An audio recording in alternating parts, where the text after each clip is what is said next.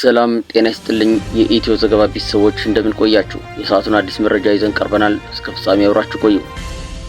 የሩሲያው ፕሬዝዳንት ቭላዲሚር ፑቲን ከዩክሬኑ አቻቸው ቮሎዲሚር ዜሌንስኪ ጋር በቀጥታ ለመወያየት መዘጋጀታቸውን ማመላከታቸው ከሁለት ዓመታት በላይ በዘለቀውና መቆሚያ ባጣው ጦርነት ውስጥ አዲስ ምዕራፍ ሊከፍት የሚችል ነገር ግን ውስብስብ ሁኔታ መፍጠሩን ዲፕሎማቶችና ተንታኞች ገልጸዋል። ሰኞ ዕለት ለሩሲያ መንግስታዊ የቴሌቪዥን ጣቢያ በሰጡት መግለጫ ፕሬዝዳንት ፑቲን ሩሲያ ማንኛውም ሰላም ለማምጣት የሚደረጉ ገንቢ ጥረቶችን ሁልጊዜም በበጎ እንደምትመለከት አስታውቀዋል። አክለውም የኪየቭ ባለስልጣናትም ተመሳሳይ የሆነ የሰላም ፍላጎትና ዝግጁነት እንደሚያሳዩ ተስፋ እናደርጋለን ብለዋል። የክሬምሊን ቃል አቀባይ ዲሚትሪ ፔስኮቭ በበኩላቸው የፕሬዝዳንት ፑቲን አስተያየት ዋነኛ ትኩረት በሲቪል ኢላማዎች ላይ ስለሚፈጸሙ ጥቃቶችን መከላከል በሚለው ርዕሰ ጉዳይ ላይ ከዩክሬን ጋር በቀጥታ ለመነጋገር ያላቸውን ፍላጎት እንደሚያንጸባርቅ ለኢንተርፋክስ የዜና ወኪል አስረድተዋል። ፔስኮቭ እንዳሉት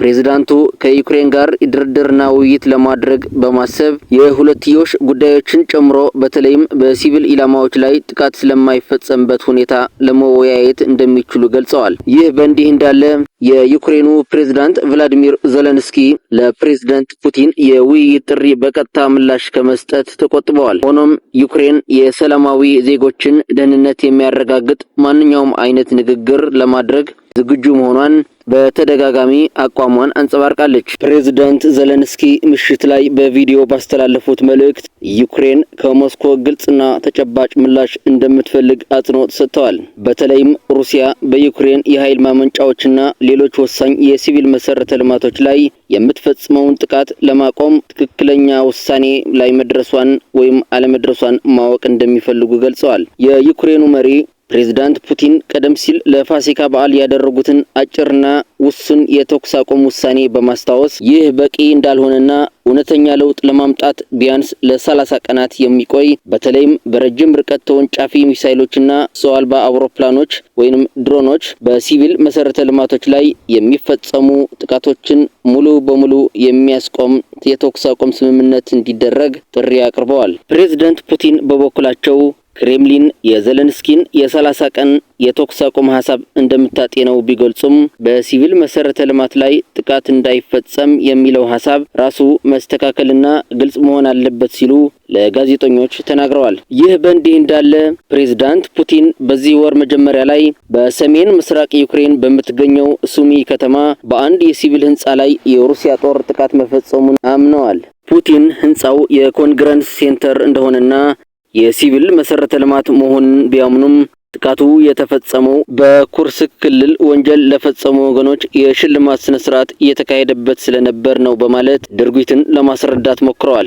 ይህ ጥቃት በተፈጸመበት ወቅት የፋሲካን በዓል በሚያከብሩ በርካታ የሱሚ ከተማ ማዕከል ሰላማዊ ሰዎች ተጨናንቆ እንደነበር መዘገባቸውን ይታወሳል። በኮንግረሱ ህንጻ ውስጥ የሜዳሊያ ስነ ስርዓት ስለመካሄዱ ከተዘገበ በኋላ የክልሉ ምክትል መሪ ከኃላፊነታቸው መነሳታቸውም የጉዳዩን አነጋጋሪነት ያጎላዋል። ፕሬዝዳንት ዜሌንስኪ ሰኞ ዕለት በሰጡት ተጨማሪ አስተያየት ዩክሬን ቢያንስ የሲቪል መሰረተ ልማቶችን ላለመጉዳት ያላትን ቁርጠኛ አቋም በግልጽ አስቀምጣለች። ከሞስኮም ተጨባጭ ምላሽ እንጠብቃለን ብለዋል። ይህንን በተግባር እንዴት ማረጋገጥ እንደምንችል ለማሳየት ለማንኛውም አይነት ንግግር ዝግጁ ነን ብለዋል። አክለውም ግልጽ፣ ቀላልና ተጨባጭ የሆነ አንድ መንገድ አለ።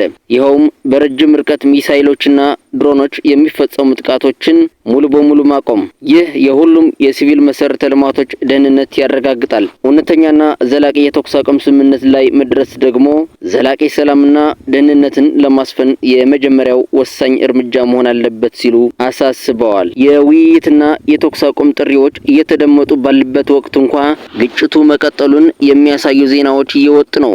ሰኞ ምሽት ሩሲያ በዩክሬን ጥቁር ባህር ዳርቻ በምትገኘው ኦዴሳ የወደብ ከተማ ላይ በድሮን ጥቃት መፈጸሟን የአካባቢው ባለስልጣናት አስታውቀዋል። በጥቃቱ የመኖሪያ ህንጻዎች በእሳት መያያዛቸውና በደረሰው ውድመት ቢያንስ 3 ሰዎች መቁሰላቸውን ገልጸዋል።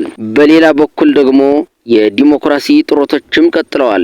ዩክሬን ረቡዕ ዕለት ለንደን ላይ ከዩናይትድ ስቴትስ እና ከአውሮፓ አጋሮቿ ጋር በምታደርገው ውይይት ላይ እንደምትሳተፍ ፕሬዝዳንት ዘለንስኪ አረጋግጠዋል። የዚህ ውይይት ቀዳሚ አጀንዳ ደግሞ ያለምንም ቅድመ ሁኔታ ተኩስ እንዲቆም ግፊት ማድረግ እንደሆነም ተናግረዋል። የአሜሪካው ፕሬዝዳንት ዶናልድ ትራምፕ ሁለቱ ሀገራት ለውይይት ከባድ ፍላጎት ካላሳዩ አሜሪካ በአሸማጋይነት እንደማትሳተፍ መግለጻቸው የሚታወስ ሲሆን በዚህ ሳምንት መጀመሪያው ላይ ባሰሙት አስተያየት ግን ሩሲያና ዩክሬን በቅርቡ የተኩስ አቁም ስምምነት ላይ ይደርሳሉ የሚል ተስፋ እንዳላቸው መግለጻቸውም የጉዳዩን ዓለም አቀፋዊ ትኩረት ያሳያል።